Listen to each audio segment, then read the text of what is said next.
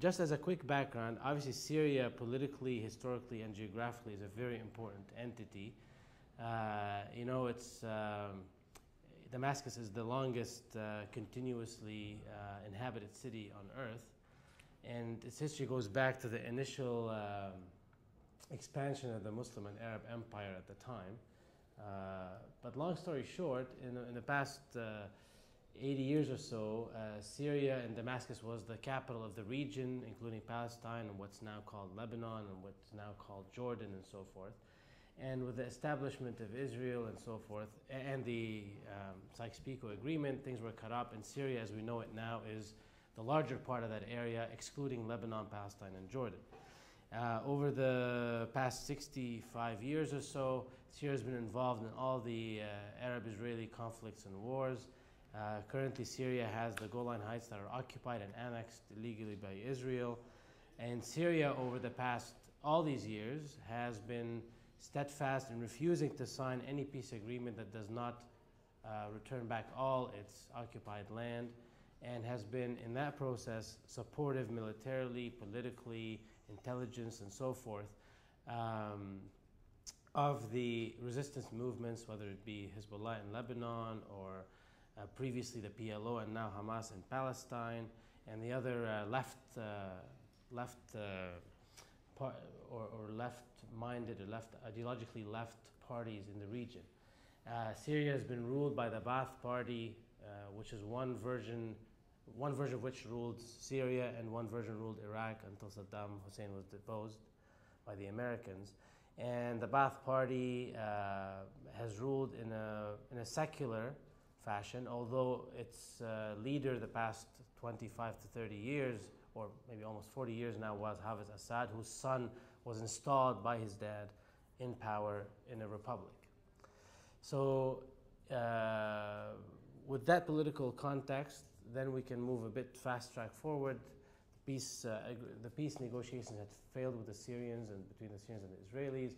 The Syrians have continued to support the resistance in Lebanon with the failure of the Israelis to keep the Lebanese occupied land.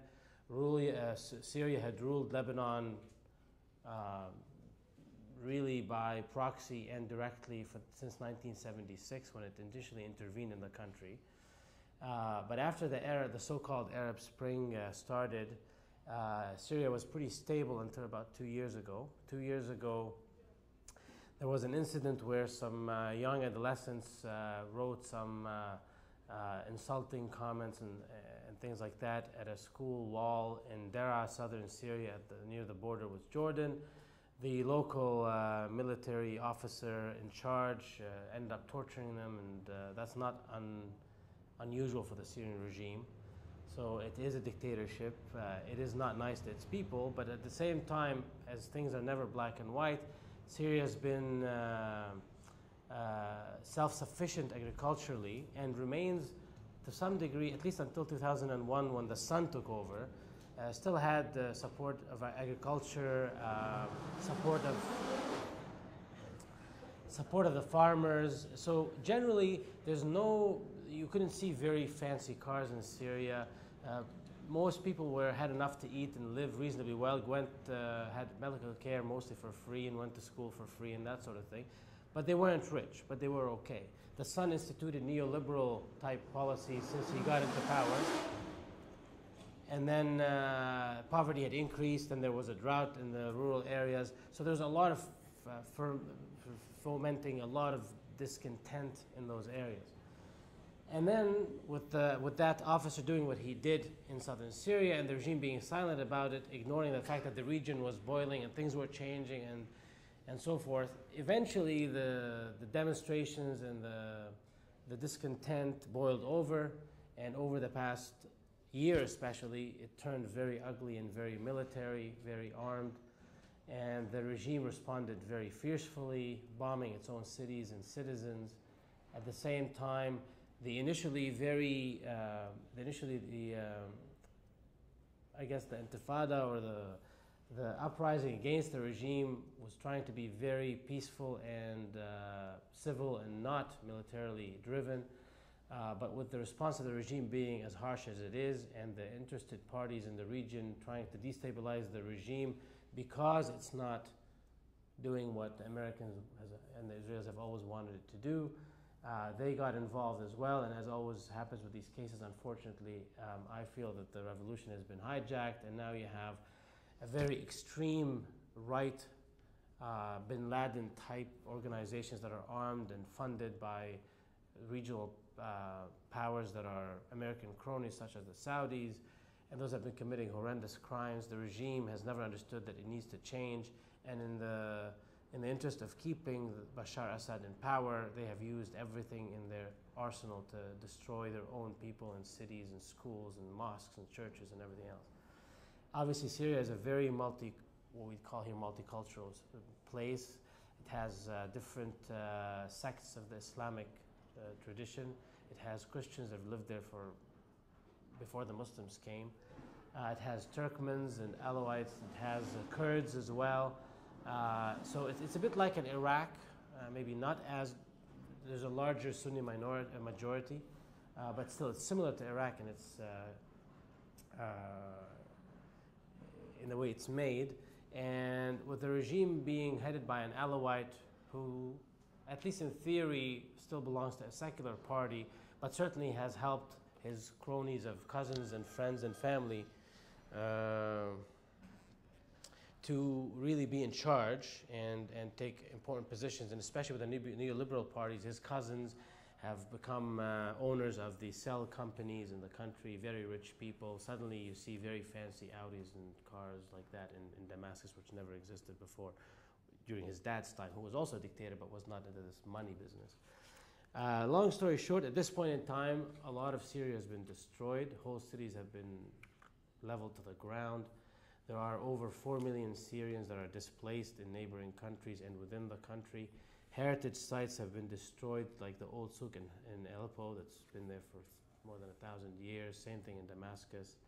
The new, partly by the government forces, partly by the extreme revolutionaries, if you want to call them that. Recently, some of them are Al-Qaeda or Wahhabi or Taliban style, so they're actually destroying some of the old Muslim or Christian saint places that are dotting all the Syrian map. So at this point in time, it's a real mess. The Syrian people are suffering tremendously. Estimates say there's more than 90,000 people dead. The Syrians have never been poor enough to live the way they're living now, but if you go to Lebanon, you'll see them. They're beggars. They're on the streets, in the parks, in the Palestinian refugee camps. The Palestinians who have been treated in Syria as equals to Syrians, completely, the only Arab country that has treated them with extreme equality, have now also had to leave yet again, and now are populating the different horrible areas of the region, like where their compatriots live in horrible conditions in camps in Lebanon. There are Iraqis, hundreds of thousands of Iraqis who also had fled from Iraq into Syria, who are also treated as equals, as the Syrian constitution said, if you're an Arab from a neighboring country, you're treated equally. These have had to leave as well to neighboring countries. The violence is spilling over into Lebanon. The sectarian tension has been stoked by the Saudis and their media and by Al Jazeera. Qatar is very much involved with a lot of money. Recently McCain made a visit there, and he was meeting with the same people that America is presumably trying to kill in Afghanistan. It's quite odd, but not odd to the people that know enough about the region, really. So really, the regime has stood its ground despite all the onslaught on it, because it's been defended by Russia, who now feels this is its chance to reassert itself as a power. Russia has a large military base on the Syrian Mediterranean coast. This is its chance to reassert its influence in the region. Iran obviously is an old ally of Syria, where the Ba'athist regime in Syria had stood by Iran against Saddam Hussein long term. Iran supports the resistance movements, obviously has its own interests, but also sees Israel and the Americans as enemies, and has pulled all its weight behind the Syrian regime, refusing to let it fall. So on one side, we have the Iranians and the Russians supporting the regime. including some of the resistance movements and some of the older leftist movements, to say, look, yes, he's horrible, but the fact is this is not about people revolution now. It's about destroying the country. It's about breaking it up into pieces. And the Americans want to have another Iraq here, and that's not going to happen. We're at the border with Israel. This is not going to be allowable. And so whatever happens, happens. The regime has to stay. And so they're supporting it with men and arms and everything else. On the other hand, the Turks and the Qataris and the Saudis with American backing and French and British backing are arming different groups, particularly what's called the foreign opposition groups, which are mostly bought and sold by the Qataris. There is certainly a very important nationalist, not in the racist meaning of the term, but a true nationalist Syrian opposition that has now been stuck in the middle, where it's against the regime, and it's always been against the regime, but it's against the Islamization in the narrow sense of the word, in the Wahhabi sense of the word. They're against splitting up the country into pieces. They're against American intervention. They are for Syria's national historic rights in the Golan Heights, and they are support of the Palestinians, and those really have had, unfortunately, no voice. The regime suppresses them because they know they are the real challenge to it, because they are honest and they actually care about their people. And on the other side, they have the other opposition groups outside that are awash with money and are supported by the enemies of Syria historically. And so this is where the Syrian people stand. A very sad situation, very horrible from a humanitarian point of view, and there's no end in sight at this point. The West has supported these groups enough for them not to be wiped out by the regime, but not enough to take the regime over, for political reasons, for fear of these extremist groups, for all kinds of reasons. The regime has had good support and has managed to really stay afloat despite all this.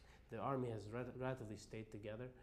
And so it's kind of a bit of a stalemate during which Syria is being destroyed. Thousands of years of history are being blown to pieces, old mosques and churches, and the sectarian divide that's slowly building up in the country, like it did in Iraq, where people have lived together for years and hundreds of years, as a matter of fact, if not thousands, is now being all thrown away. And I think you were talking about building things takes time, and that's exactly what's happening. It's going to take decades before, assuming it's going to stop in the near future, which doesn't seem to be the case. Look at Iraq. So this is just a quick overview of a very complicated situation.